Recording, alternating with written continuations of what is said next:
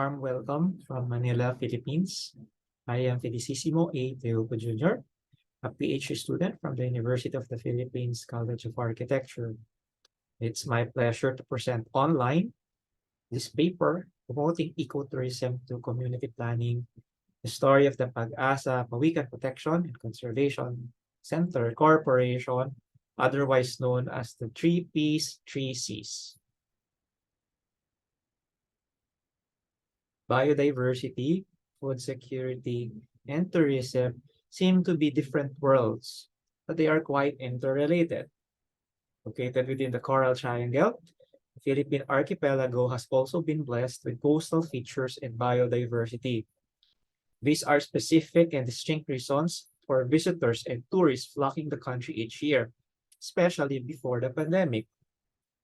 In 2018, tourist arrivals peak at 7.1 million, or the equivalent of 2.2 trillion pesos in terms of financial returns. This also benefited the community and locals with 5.7 million of employment opportunities.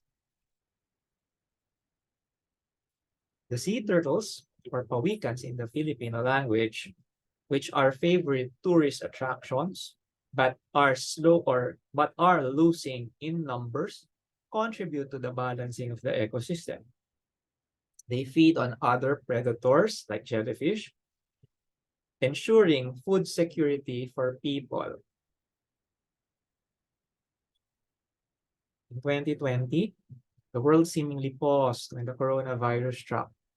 It became a time to reawaken, to reassess current plans, and realign priorities. In the process, this was also a wake-up call to a small community in the Central Luzon archipelago of the Philippines to review its priorities. There were reports of abuses and poaching of sea turtles and their eggs. Similarly, this non-government organization is now recognized by its local government as a partner in the protection of the sea turtles, or pawikans. The province of Bataan is a significant site during the Second World War in terms of natural wonders. It can be considered a ridge to reef destination with its mountains, agricultural lands, and coastal territory. There are two municipalities known to be the breeding ground of sea turtles. They are the municipality of Morong and the municipality of Bagak. Aside from the breeding area for sea turtles, the municipality of Bagak is a third-class municipality with a population of 30,000. Known for its beach resorts, notable destinations include the period-themed Las Casas de Acosar, known for its heritage houses. The Bagak Friendship Tower also stands as an iconic reminder of the Second World War. In recent years, tourists weren't the only visitors of the municipality. Sea turtles or pawikans are among the common visitors of Barangay Pag-Asa. These include the green turtle and olive reedlip, which are classified as endangered species. Another surprise visitor, which is also critically endangered, are the hawksbill turtle. The breeding season of sea turtles is usually between November to April. This is also time where it's coolest, and the mother turtles will return to their place of birth to lay their eggs. This rapport of the turtle to the earth, known as magnetic memory, is the basis why female turtles will come back to where they were born. They will lay her eggs here, usually in 3 to 4 times per season. At a given time, she may produce 80 to 100 eggs. It should be noted that sea turtles thrive and nest along coastlines, preferably away from the prying eyes of predators. However, these creatures, with regards to the magnetic memory and having established a rapport with the area they were born to, would be vulnerable during this breeding period.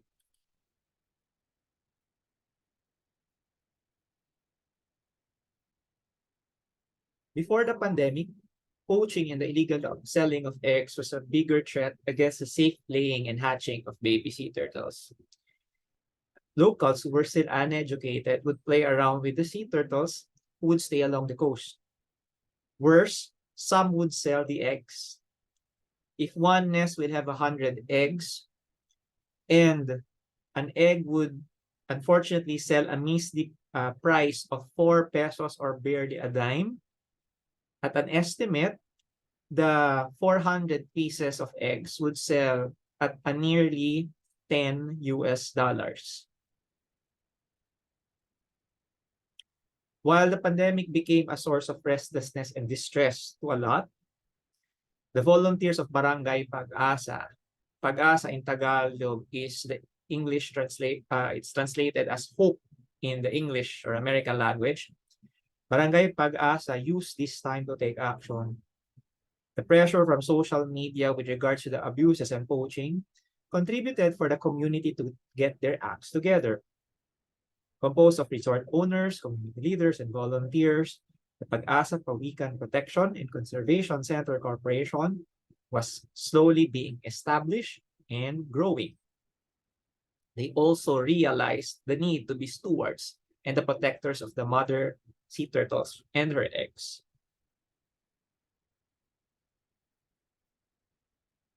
It was also during this time that a new behavior or mentality was realized. According to Edna Fajardo, one of the resort owners and advocates of the three P's or three C's, Filipinos are quite aware of the crab or talangka mentality, which is about pulling others down. On the other hand, with regards to the pawikan attitude, it is similar to how hatchlings push each other up. She likened it to people trying to push each other for the betterment of their community, for the improvement of themselves. Like the baby sea turtles, the community is helping each other for everyone's welfare.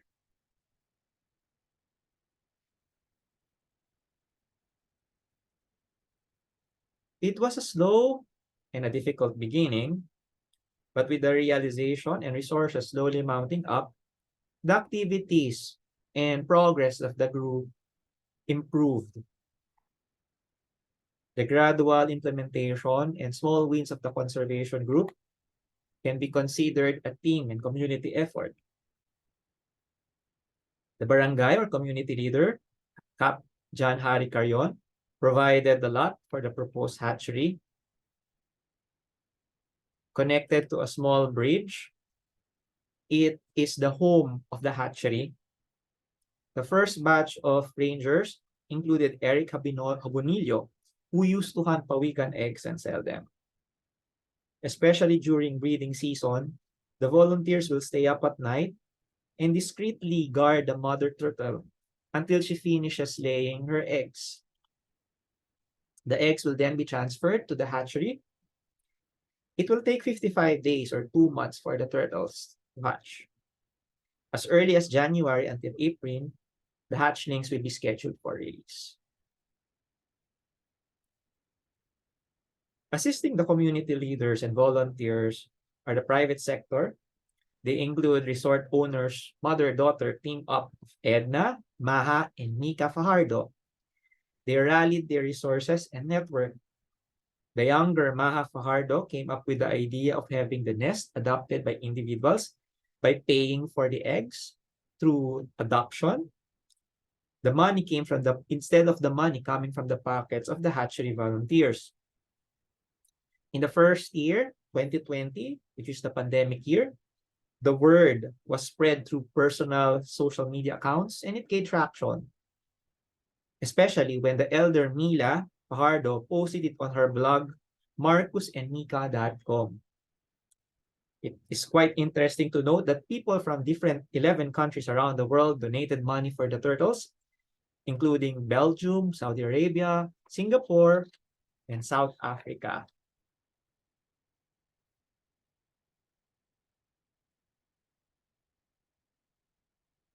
With social media picking up the good vibes of the group, public actors and advocates were more visible.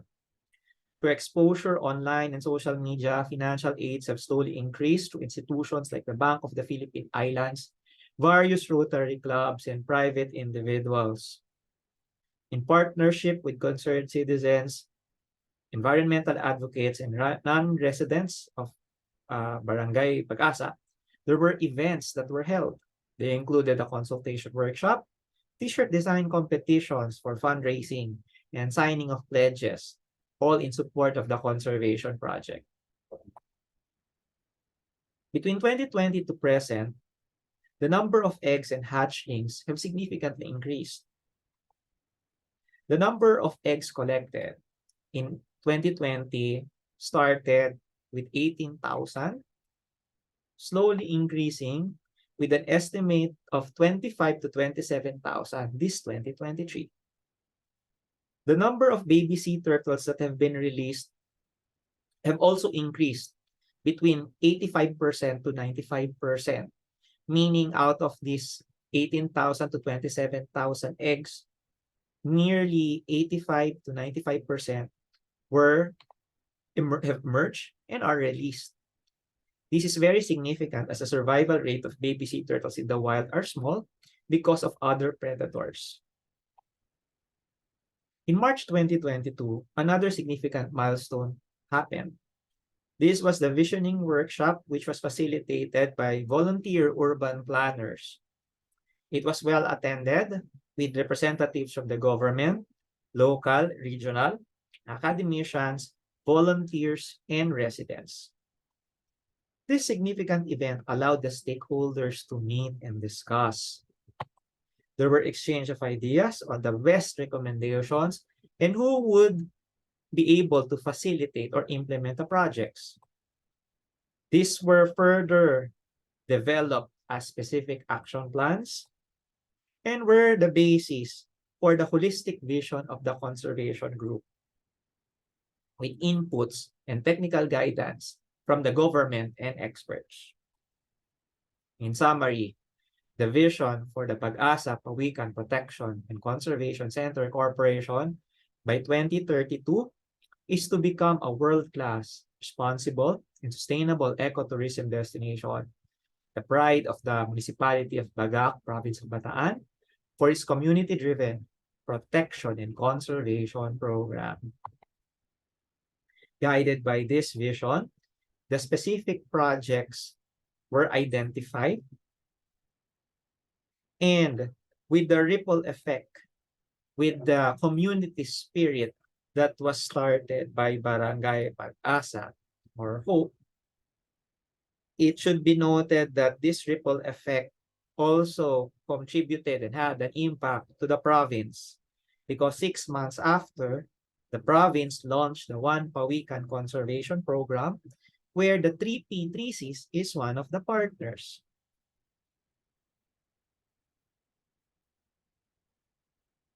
In moving forward, with Barangay Pag-Asa as a partner of the province of Bataan, as an eco-tourist destinations, which benefits both community, municipality, and province, it should also be noted the priorities and to be shared to you, the projects that will be prioritized by the 3Ps, 3Cs in the coming months and year. As the site is separated by water, which rises during the high tide, one will have to use a bridge, this temporary connection, or swim to get to the other side. This is a challenge for the volunteers because from the coast where the Pawikan will lay their eggs, the eggs will have to be transferred and be allowed to get warm and hatch in the next 55 days or 2 months. Other projects includes the development of information and education campaign for the public, including children. With regards to the volunteers, the provision of alternative livelihood and training, as there will be months where there will be no mother turtles or eggs.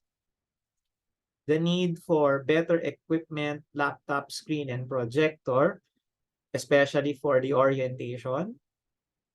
Stronger linkage and network with local government, private sector, and non-government organizations, which will have to be done year-round. And all of these projects and programs are found in the official Facebook account of the 3Ps, 3Cs.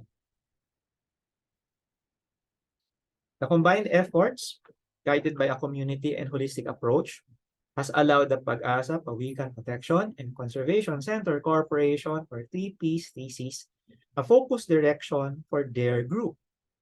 However, there has still much to be done, and with the minimal resources that they have, it is noteworthy that they have made it happen. Through the sharing of good practice here in the Philippines, we hope that there will be opportunities to tap other institutions, partner with similar advocacy groups, and even inspire positive change to other communities with similar challenges. On behalf of the 3Ps, 3Cs, I am Felicissimo A. Tejuco Jr. It is an honor to present this paper, and I would like to acknowledge the institutions and individuals who made this research paper possible. Thank you very much. Maraming salamat po.